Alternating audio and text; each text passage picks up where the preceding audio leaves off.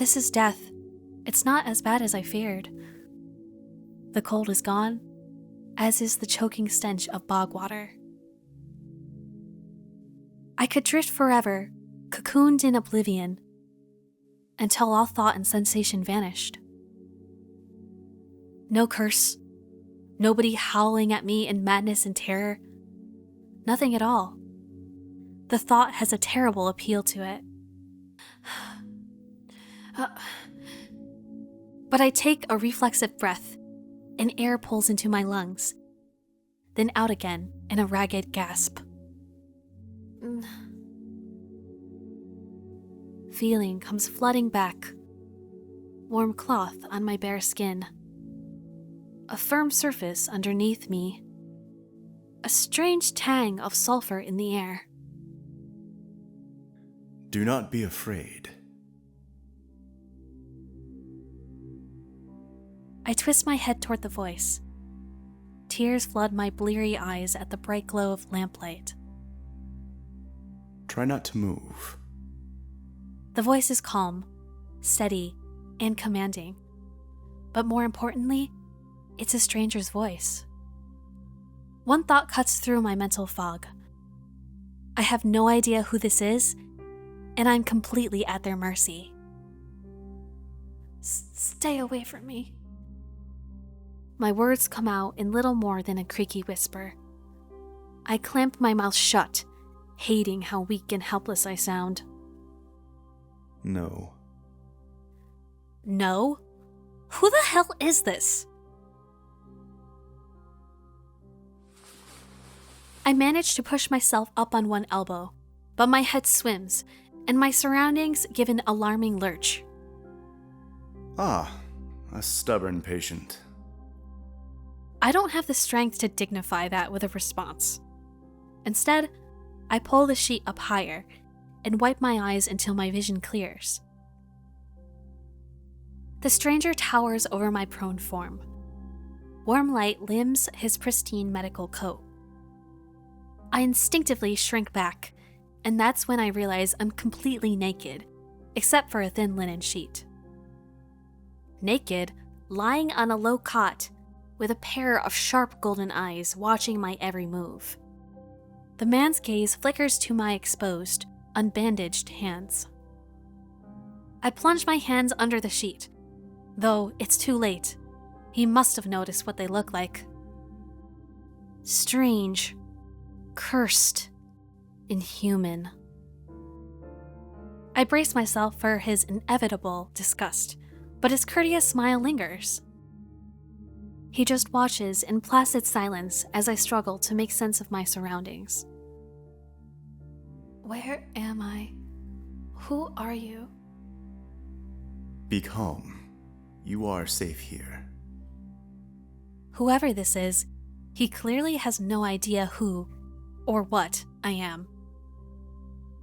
I've never been safe anywhere, with anyone. Even the shrine of my childhood turned out to be a horrific lie. I scowl, pulling the sheet protectively around myself. Where are my clothes? The man's golden eyes narrow slightly. A sharp sigh rustles the papers in his hands. I see you were not to be dissuaded. Your clothes were torn to shreds when I found you, but I procured replacements. With a soft creak, he rises from his chair, giving me a better view of my surroundings. This looks like a medical clinic. Bottles of silvery, alchemical concoctions line the counters in neat rows. The air makes my nose twitch, a faint whiff of smoke and something distinctly metallic. The doctor produces a large, dense bundle of cloth, which he sets at the foot of my cot. He's easily a head taller than most, and I have to crane my neck to look at him. I should be polite if I can, especially since I don't know who this is, what he can do, or what he wants with me. Meeting his gaze sends a hot frisson down my spine. Something about him nags at me, like a half-formed memory I can't place. Thank you. You are very welcome. I will leave you to get dressed. With a curt nod, he leaves through a narrow door.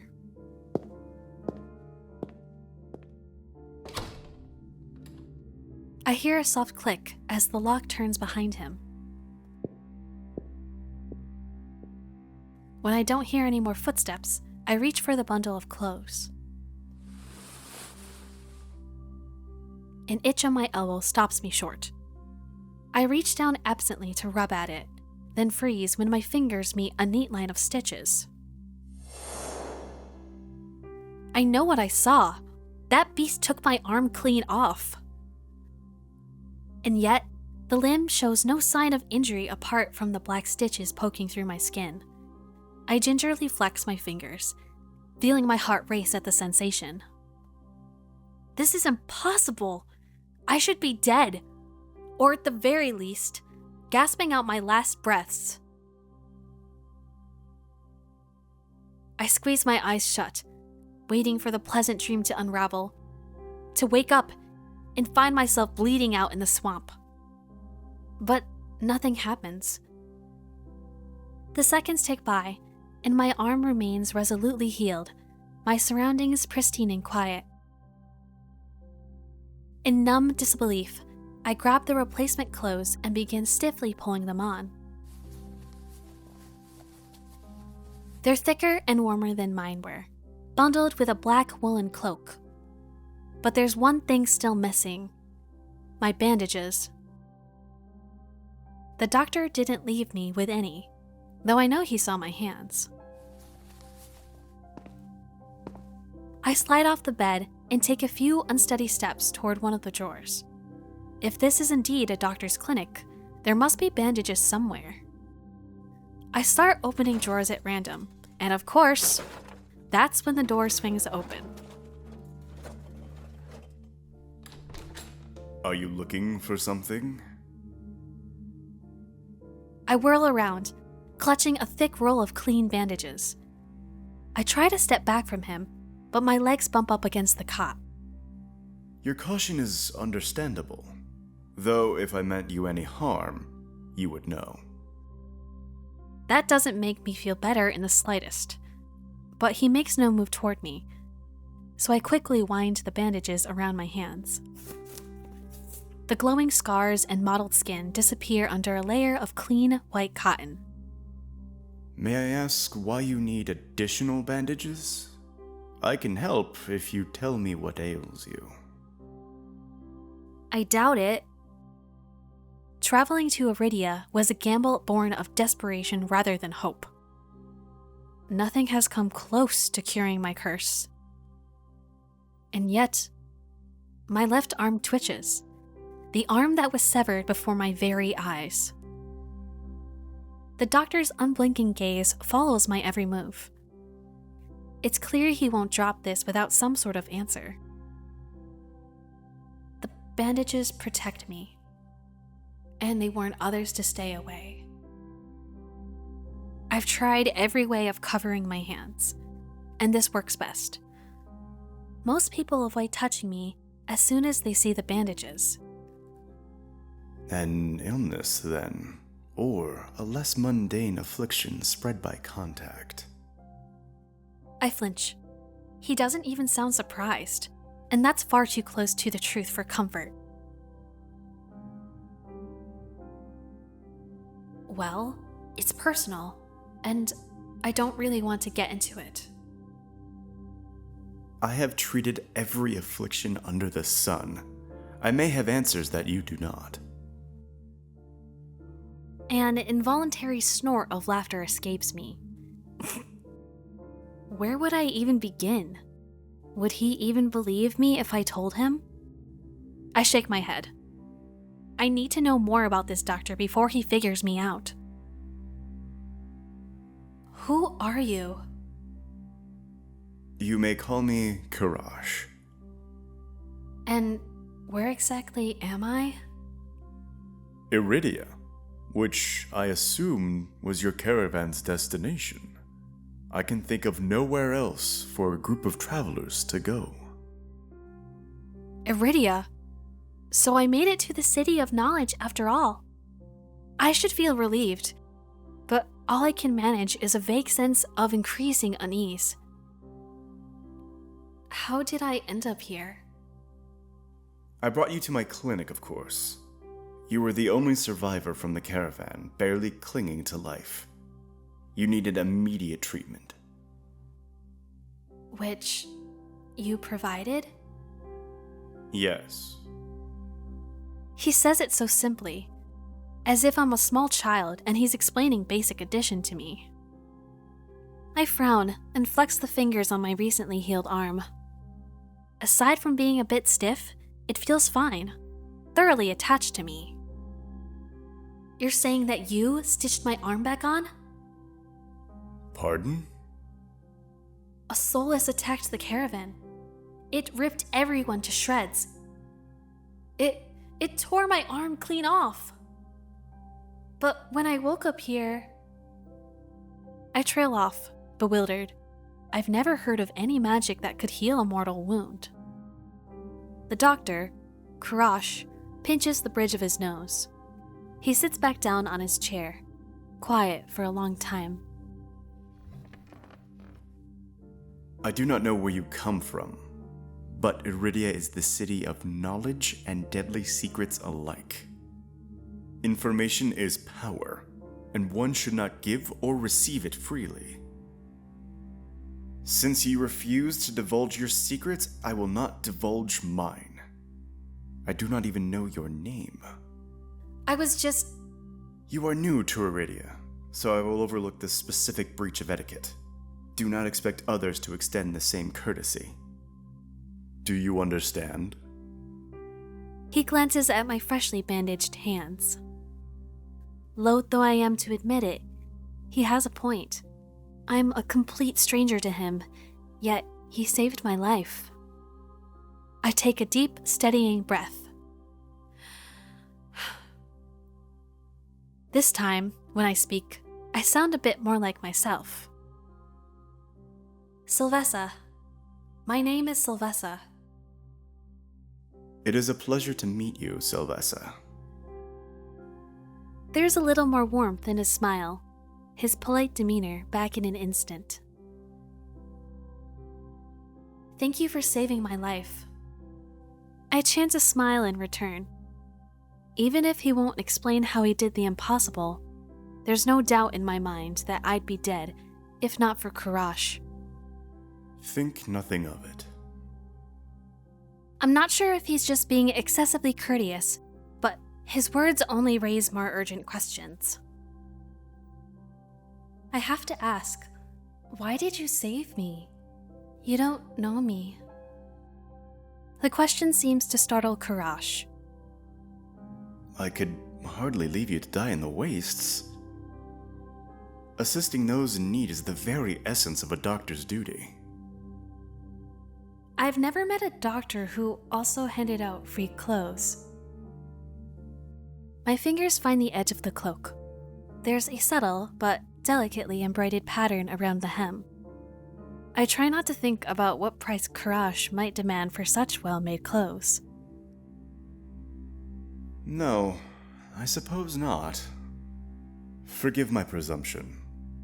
I rarely come across such a fascinating patient. I blink. What did he just say? I simply meant few would cling to life so resolutely or brave such a perilous journey to Eridia.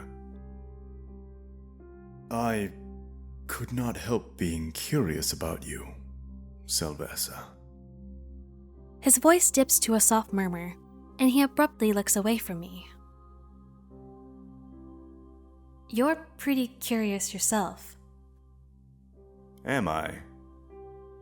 Well, I haven't forgotten about my arm.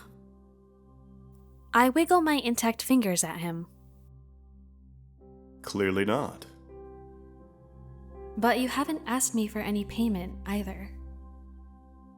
I require none from you.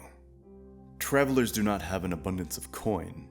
and leaving you destitute in a strange place would be unethical. I fall silent, unsure of what to say. Nobody would help a horror like me for free.